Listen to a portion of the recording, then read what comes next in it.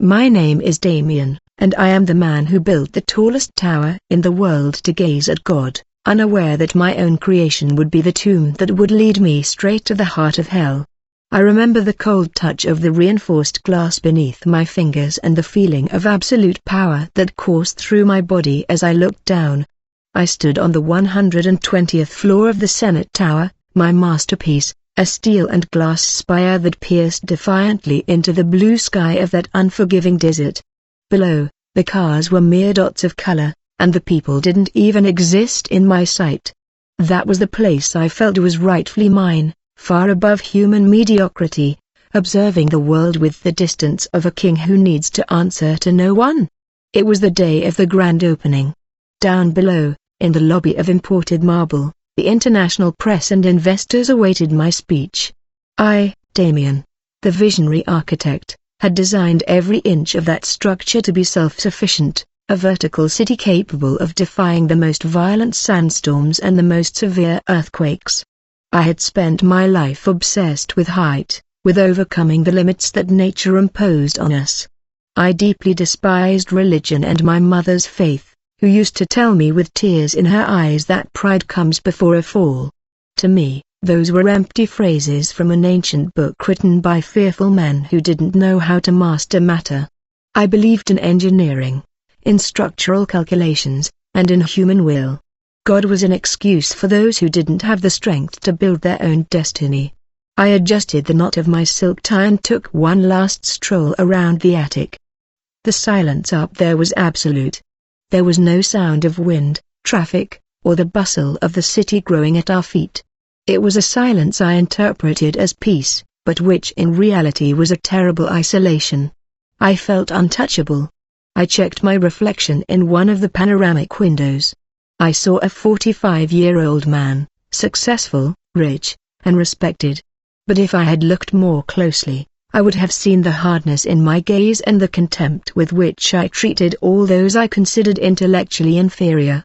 Minutes before going down to the private elevator, I noticed something strange on the floor. It was a subtle vibration, almost imperceptible. At first, I thought it was the high-powered climate control system adjusting to the outside temperature. I approached the center of the room, where a main column supported the main load of the avant-garde design that had made me famous. The vibration increased. It wasn't an earthquake. The movement came from within, from the bowels of the building, as if the steel itself were sick. I placed my hand on the column and felt an abnormal heat. Then I heard it. It wasn't an explosion. It was a far more terrifying sound. It was the agony groan of twisting metal, a sharp, drawn-out screech that chilled my blood. The marble floor beneath my feet tilted sharply to the right. I lost my balance and fell heavily onto my shoulder. I tried to get up, driven by instinct and disbelief. My rational mind searched for logical explanations in milliseconds, reviewing the blueprints, the safety factors, the materials. It was impossible that this was happening. My tower was perfect. I didn't make mistakes, but reality didn't wait for me to understand it. The ceiling above me split with a dry crack, and sunlight burst in violently, blindingly. In an instant, the floor disappeared. It literally disintegrated beneath my Italian leather shoes. I felt that horrible emptiness in my stomach that you feel in a nightmare when you fall, but it didn't stop when I woke up. Gravity claimed me with unprecedented violence. I fell surrounded by tons of debris, glass, and luxury furniture. I watched the floors whiz by at breakneck speed, fragments of my own creation now transformed into deadly projectiles.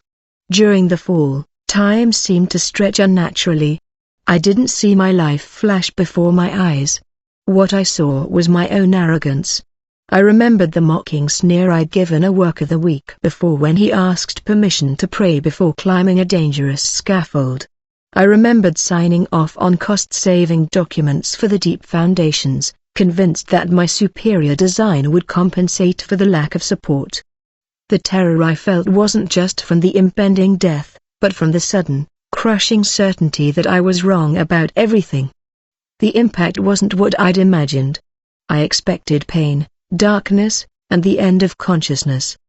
There was a brutal thud, yes, a cracking of bone and flesh that resonated within my skull, but my mind didn't shut down. On the contrary, it ignited with a painful clarity.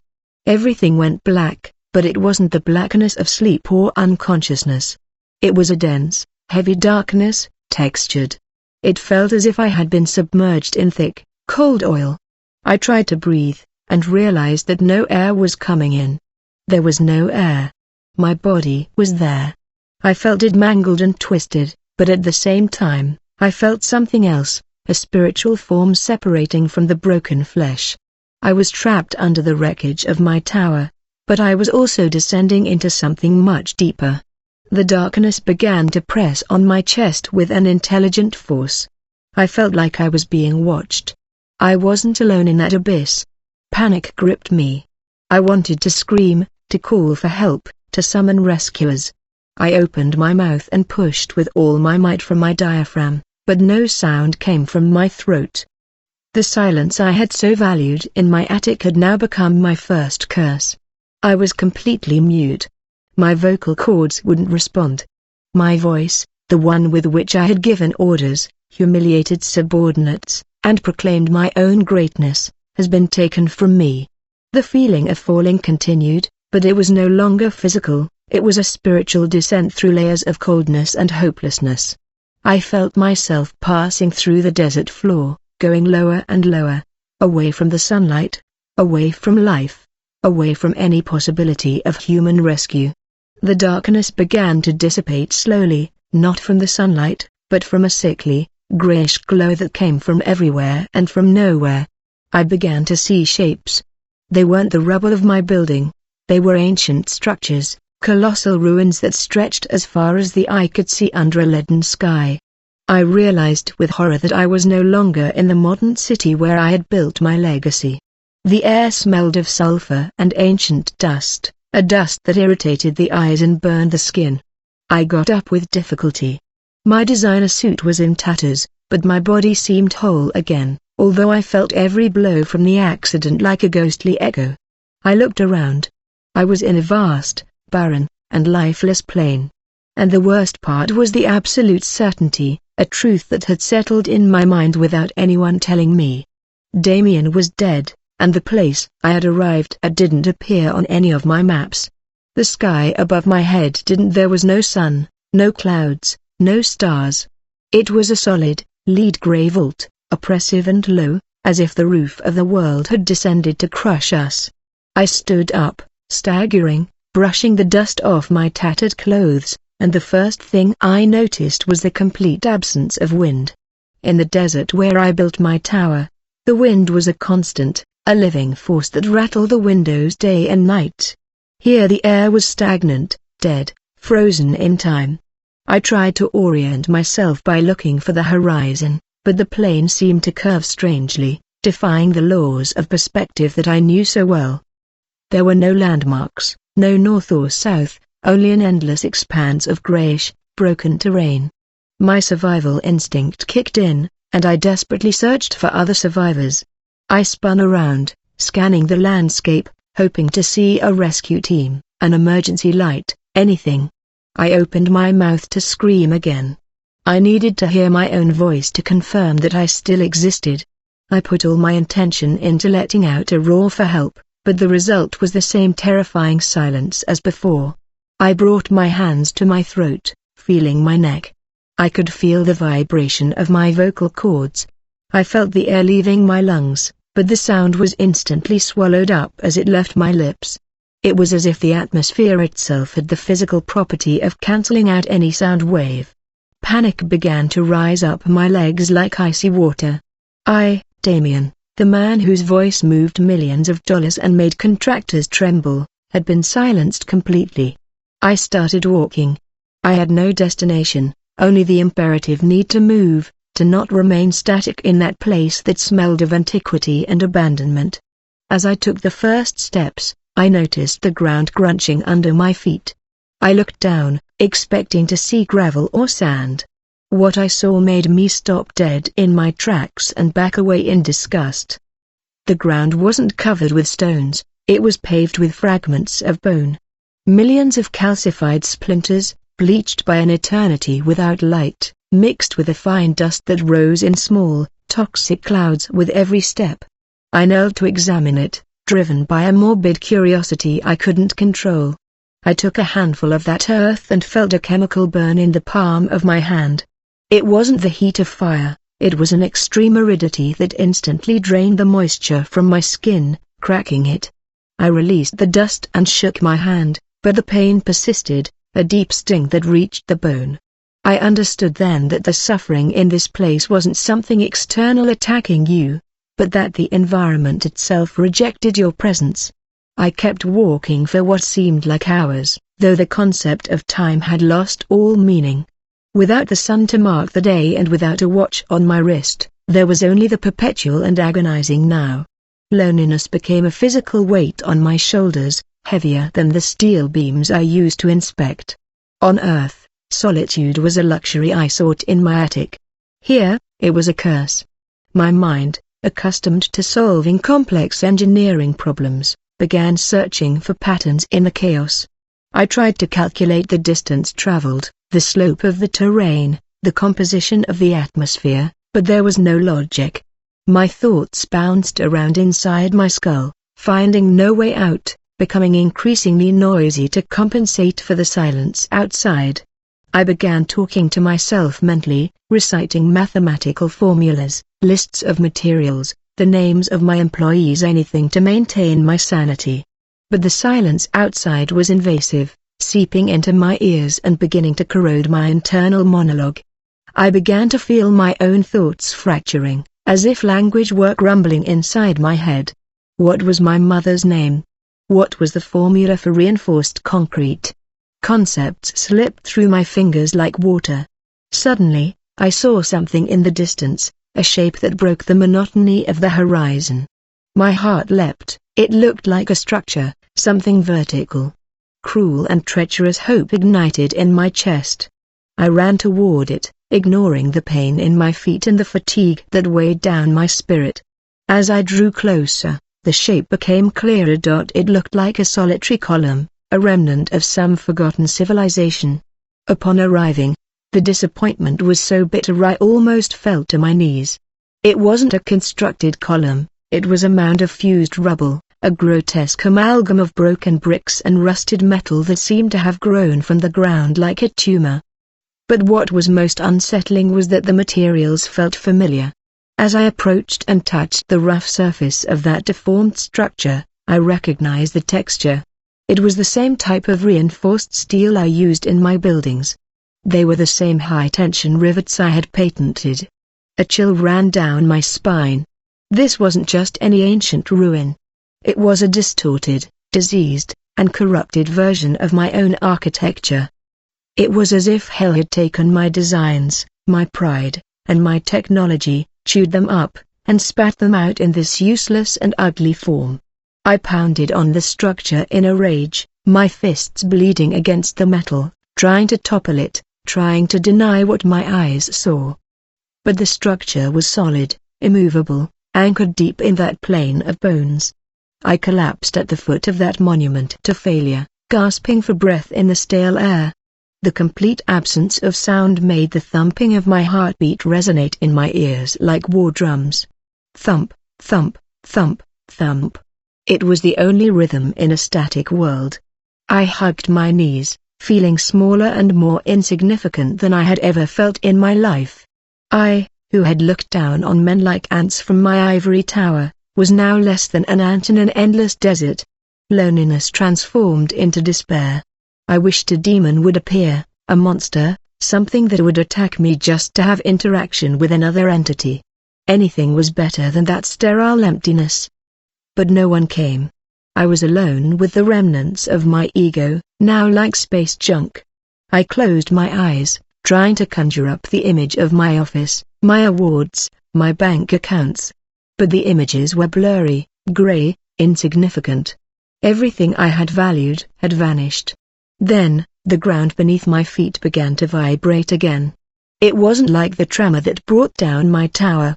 It was a steady, rhythmic vibration that came from far away, yet traveled through the earth of bones with terrifying clarity. I stood, alert, The vibration brought with it a change in air pressure. The absolute silence began to crack. It didn't break with a clean sound, but with something that felt like painful pressure on my eardrums. I looked toward the horizon and saw the gray line darken. Something was moving far away. It wasn't a sandstorm, it was a tide of shadows, and with it came the end of silence. But what would replace it would be infinitely worse. I felt an irrational urge to run toward the darkness, driven by the curiosity of a builder, who wants to see what lies on the other side of the wall, unaware that I was about to enter a valley where madness has its own sound. If this story is speaking to you, if something in your heart is stirring, stay with me and take a moment to subscribe to the channel here. This is not just a video, this is an encounter with God. I walked toward that dark tide, driven by an inertia I couldn't stop, like an insect fatally drawn to a scorching light. As I advanced, the terrain began to descend, forming a steep slope that opened into a crater of geological proportions. And then, in one fell swoop, the silence that had tortured me for hours was shattered. But it wasn't relief, it was a violation. The sound hit me with the force of a shockwave. It wasn't a natural noise, not the roar of the sea or the thunder of heavy machinery. It was a human cacophony amplified to impossible levels. Millions, perhaps billions of voices screamed in unison, overlapping each other in a dense, saturated mix that made the very ground vibrate. I instinctively brought my hands to my ears, pressing hard until it hurt, but it was useless. That noise didn't just enter through the ear canal, it resonated in the bones of my skull, in my teeth, in my ribs. It was a physical, invasive sound, sharp like thousands of steel needles, piercing the membrane of my eardrums again and again. I peered over the edge of the abyss, and what I saw defied all rational description. Before me stretched an immense valley, a bottomless pit seething with frenetic activity. Down below was an ocean of souls. Naked, gray, and filthy bodies moved like termites in a disturbed nest, and all of them, without exception, were building. The valley was strewn with half-finished towers, crooked walls, gravity-defying arches, and staircases that led nowhere. The structures rose so jaggedly toward the leaden sky, made of jagged stones, black mud, and most horrifying of all, compacted human body parts. I saw walls where arms and legs protruded, mortar made of blood and despair. I slid down the slope, unable to stop until I reached the level where the activity was taking place. The smell here was unbearable, a mixture of stale sweat, fear, and burnt ozone. I found myself in the middle of a chaotic crowd. The first thing I noticed with my architect's clinical eye was the total lack of coordination. In my work, order was the supreme law. Here, chaos reigned. I watched a group of men near me. They were trying to lift an enormous block of stone, probably weighing several tons. Their muscles were tense to the limit, the veins in their necks about to burst.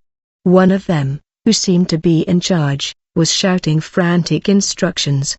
I moved closer to try to understand what he was saying, thinking that perhaps if I could decipher his logic, I might find a way out. But when I paid attention, I felt a nauseating vertigo. The words coming out of his mouth made no sense. It wasn't a foreign language I didn't know. They were broken syllables, phonemes colliding with each other, guttural sounds and shrieks that lacked syntax or grammar. It was anti-language. Yet, what was terrifying was that the man spoke with a conviction that he was being clear and eloquent.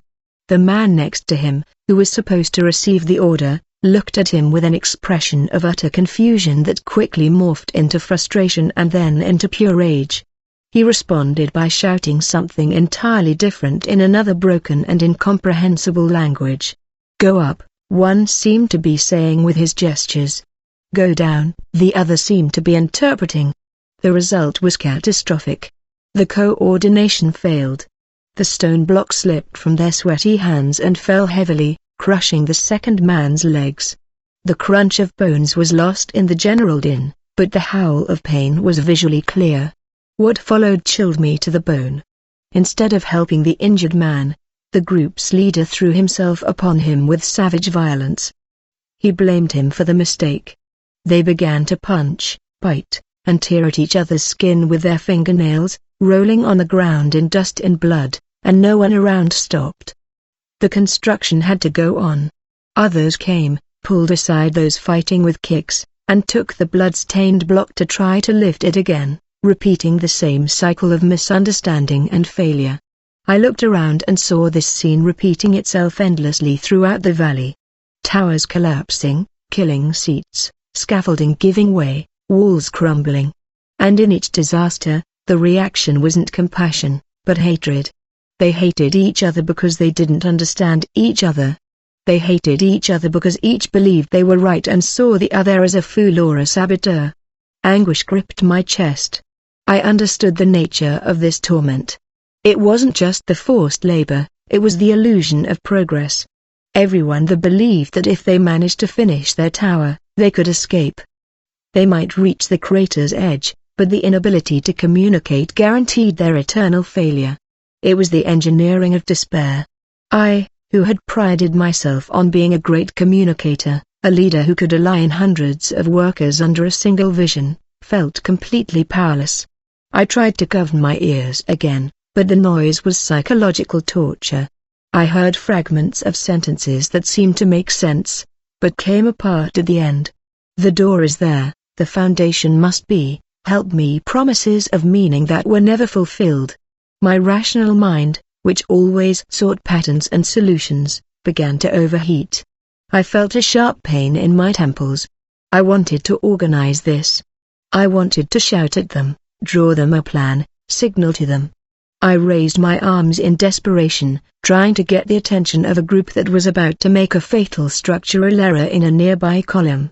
Stop, I wanted to shout, but my muteness remained intact. Only a puff of air escaped my mouth. No one looked at me. I was invisible to them, a ghost in their private hell. Suddenly, the crowd parted violently. A group of enormous beings, much taller and wider than the others, pushed their way toward the center of the valley.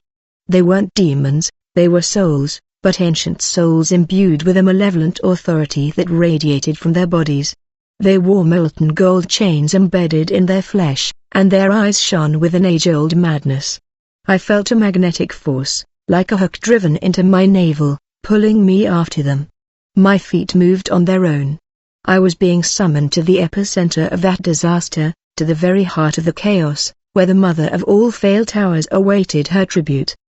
The invisible force dragged me to the very heart of the valley, where the heat became suffocating and the air weighed like liquid lead. There, in the exact center of that circular chaos, stood a structure that defied any architectural nightmare I could have conceived. It wasn't a tower of glass and steel like mine. It was a monstrous ziggurat, a stepped pyramid ascending into the darkness, built with a black, viscous mortar that constantly bubbled. As I approached, horror paralyzed me. The walls of that construction weren't made of inert materials, they were alive. The stone blocks were fused with human flesh. Thousands of bodies were embedded in the structure, contorted in positions of eternal agony, serving as conscious bricks for a work that would never be finished. Their limbs protruded from the masonry, moving weakly, trying to push away the incalculable weight that crushed them. But they were fused to the rock by a supernatural force. I was pushed to the base of the pyramid, where the overseers of that hell stood, those gigantic beings I had seen pushing their way through the crowd. Seeing them up close, I understood who they were. I didn't need anyone to explain it to me. The knowledge seeped into my mind with a poisonous clarity. They were the ancients, the first rebels, the original engineers of the plane of Sinner. They were the men who millennia ago told the world, "Let us make a name for ourselves and touch the sky." They were regal-looking giants, but corrupted, with skin tanned like old leather and muscles that felt like rocks beneath their skin, but their torment was specific and atrocious. I looked at their faces. Their eyes were bulging, bloodshot with a red fury and a malevolent intelligence that hadn't diminished with the centuries. However, the most terrible thing about them was their mouths. None of them could speak. Their jaws were dislocated, forced open, and from their throats gushed a steady stream of black, boiling bitumen. That material, The same bitumen they had used in life to bind their bricks, defying God, was now their eternal gag. The thick, hot substance filled their mouths, burning their tongues, sliding down their esophagi, suffocating them without killing them. They tried to shout orders, tried to organize the rebellion they were still plotting in their brilliant and perverse minds, but all they managed to produce was a wet and pathetic gurgle. One of them, the one who seemed to be the leader, fixed his gaze on me. I felt as if he were piercing me with a cold spear. In his eyes I saw not compassion, but recognition. He saw in me still the same. He saw the same spirit of pride that had consumed him. I was his spiritual descendant. My Senate Tower, with all its modern technology and cutting-edge design, was nothing more than a cheap imitation of his original attempt. I had used steel and he had used fired brick, but the foundation was the same. The desire to be God, the obsession with leaving a mark that eternity could not erase. The giant raised an enormous hand dripping with tar and pointed to an empty hollow at the base of the structure, a space that it was exactly the size of a human body. My body. The terror I felt in that moment was greater than any physical pain. I understood that my destiny was not only to wander through that desert, but to become part of that abomination. I was going to be just another brick in the tower of human pride. I was going to be fused with the stone, immobilized, conscious for all eternity, bearing the weight of my own arrogance while the silence and the tar choked me. I resisted. I dug my heels into the bone-strewn ground, fighting the magnetic pull. My boots slipped in the black mud surrounding the monument. I looked again into the eyes of the ancient builder and saw a silent mockery. He knew that resistance was useless. He had tried to resist God and had lost. I had tried to overcome nature and had lost.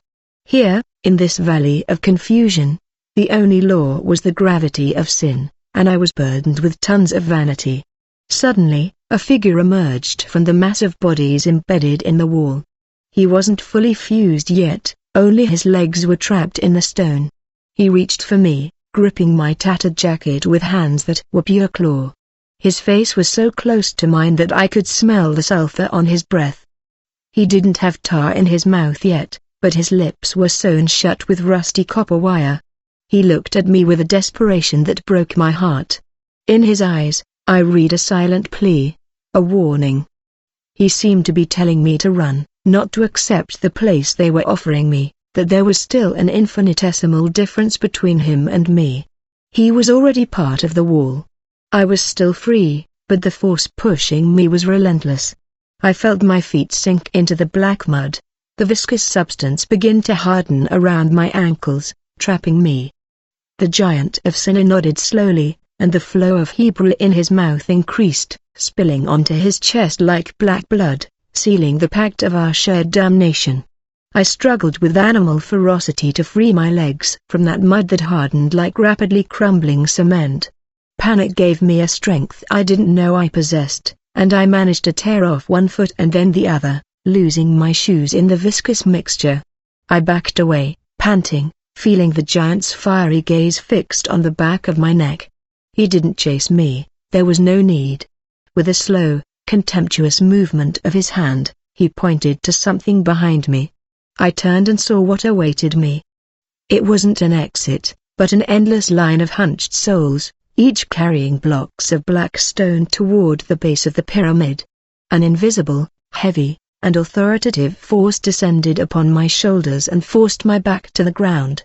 My knees hit the bone floor with a thud. Before me, materialized from nothing by the malevolent will of that place, was a rough, dark block of ashlar masonry. I knew what I had to do. There were no verbal instructions, only an absolute mental command. Lift. I embraced the stone with my trembling arms. At first, it seemed to be the size of a standard concrete block, something a strong man could lift with effort. But the moment my skin touched its rough surface, something dreadful happened. The stone didn't just have physical weight, it had memory. As I lifted it, a sharp pain shot through my spine, but it wasn't muscular, it was the weight of guilt. In my mind, projected with vivid clarity, I saw the tower, But I no longer saw it as the masterpiece of modern engineering, I saw it as God saw it.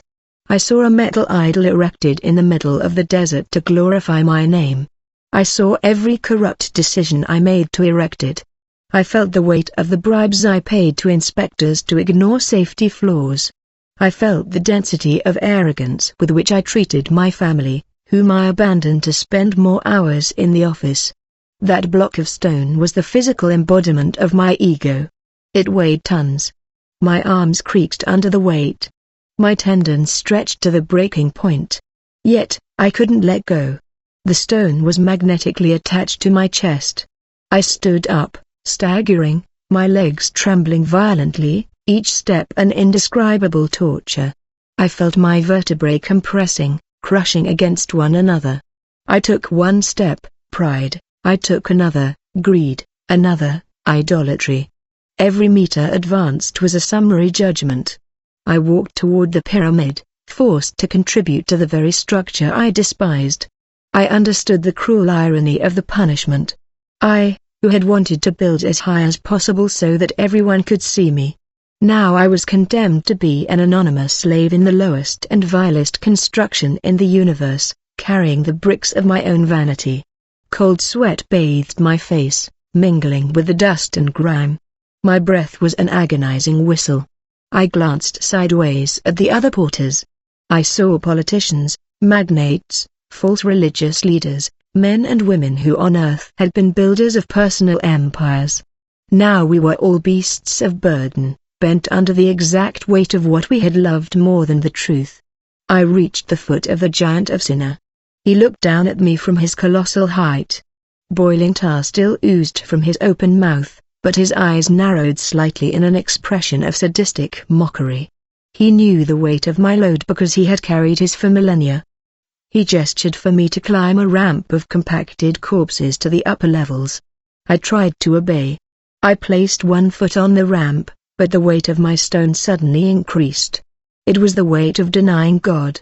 I remembered all the times I had mocked faith, all the times I had said, "I am the architect of my destiny." That phrase, which I loved to repeat in interviews, now returned to crush me. My legs gave way. I fell face first to the ground with a stone on my back, pinning me to the filthy earth. I felt my ribs crack under the pressure. I couldn't move, I couldn't breathe. I was crushed by my own creation. The stone pushed me down, sinking me into the black mud, wanting to bury me alive. From my position, my face pressed against the fetid ground, I saw the giant's feet. He didn't move to help me. He didn't move to punish me further. He simply stood there, observing my defeat. I understood that this was the true torment, the utter futility of human effort without God. Everything I had built, everything I had accumulated, all my intellect and fame were summed up in that stupid, heavy block that was now killing me for the second time. Despair gripped me. It wasn't just pain, it was an infinite sadness. I realized that I belonged in that place. It wasn't an administrative error, it wasn't an accident. I had designed my path here with the same precision with which I designed my buildings. Every brick of pride I laid in life was a step toward this valley. Mud began to enter my mouth and nose. I was suffocating under the weight of my sin. Darkness began to close in on the edges of my vision. I was going to disappear.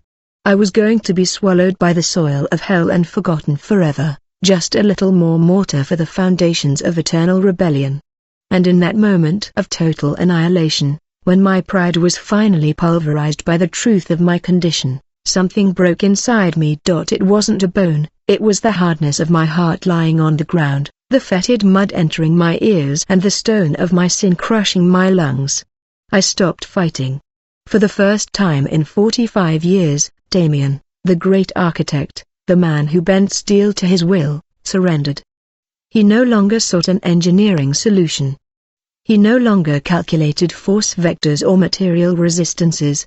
He knew that no human crane could lift what was upon him, because the weight wasn't physical, it was justice. In that darkness, suffocating, surrounded by the maddening noise of millions of confused tongues, my mind collapsed. My intellect, That God I had worshipped all my life, revealed itself for what it was, useless. My university degrees were worthless here, my money worthless. My fame was smoke. I was just a naked, broken man, crushed against the dust of a forgotten world. And in that utter void of hope, when my logic died, something older and deeper ignited. An image came to my mind, clear and sharp as a diamond in coal. I didn't see an architectural plan. I saw my mother. I saw her in her small room, kneeling beside her bed, her calloused hands clasped together, her head bowed. I remembered the contempt I felt seeing her like that, talking to the air, pleading for protection for a son who thought himself superior to her. I remembered how I used to mock her imaginary friend, but now, with my face buried in the filth of hell, I understood that she possessed the only technology that worked in this place. She knew the language that broke through the confusion. She held the key I had rejected. I wanted to pray, but I didn't know how. I had never learned. Religious words seemed foreign to me. Yet the pain was so absolute that my spirit, not my mind, took control. I felt a volcanic urge to cry out, not to a concept, not to an energy, but to an hour,